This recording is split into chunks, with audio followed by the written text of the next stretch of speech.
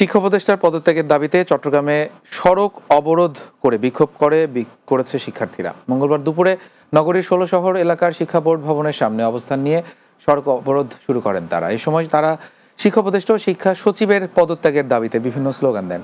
এতে শহরের বিভিন্ন সড়কে যানজট দেখা দেয়। বিক্ষোভকারীরা জানান, ঢাকার উত্তরায় মাইলস্টোন কলেজে বিমান বিধ্বস্তের ঘটনায় শিক্ষার্থীরা মানসিকভাবে বিপর্যস্ত।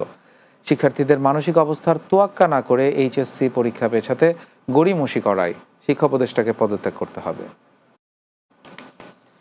চট্টগ্রামে বিএনপির সদস্য সংগ্রহ পুনর্বাসন কর্মসূচির অংশ হিসেবে মির্জাপুর, ধলই ও ফরহাদাবাদ ইউনিয়ন বিএনপির উদ্যোগে সমাবেশ ও আলোচনা সভা অনুষ্ঠিত হয়েছে। মঙ্গলবার উপজেলার মির্জাপুর হাই স্কুল মাঠে আয়োজিত এই অনুষ্ঠানে অংশ নেন জেলা, মহানগর, উপজেলা ও ইউনিয়ন পর্যায়ের নেতাকর্মীরা। সমাবেশে প্রধান অতিথি ছিলেন বিএনপির কেন্দ্রীয় নির্বাহী কমিটির সহ সাংগঠনিক সম্পাদক ব্যারিস্টার মীর মোহাম্মদ হেলাল উদ্দিন, ৩ নম্বর মির্জাপুর ইউনিয়ন বিএনপির আহ্বায়ক সৈয়দ মোহাম্মদ আব্দুল জব্বারের সভাপতিত্বে। এতে স্থানীয় বিএনপি নেতৃবৃন্দ, সংগঠনের প্রতিনিধিরা উপস্থিত ছিলেন।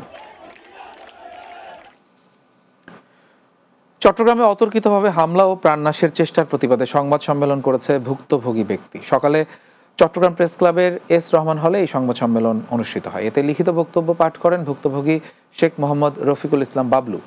এই ঘটনার পর চরম নিরাপত্তাহীনতায় ভুগছে বলে জানান তিনি। এই সংবাদ সম্মেলনের মাধ্যমে প্রশাসনের সুদৃষ্টি কামনা করেন তিনি। রাতের বাংলায় আরও একটা বিরতি নিচ্ছি, কিছুক্ষণ পরেই ফিরছি, আমাদের সঙ্গেই থাকুন।